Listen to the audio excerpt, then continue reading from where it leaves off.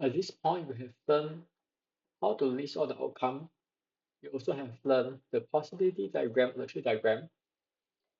So the next question will be, how should we decide which method to use? The method we choose to list the outcomes depend on how many stages the experiment has. If the experiment has only one stage, like if you are just choosing a ball from the bag, then the sample space is simple. We can represent it as the list of outcomes within the step. For example, if a bag has a red, blue, or green ball, we can write sample space equal to red, blue, or green.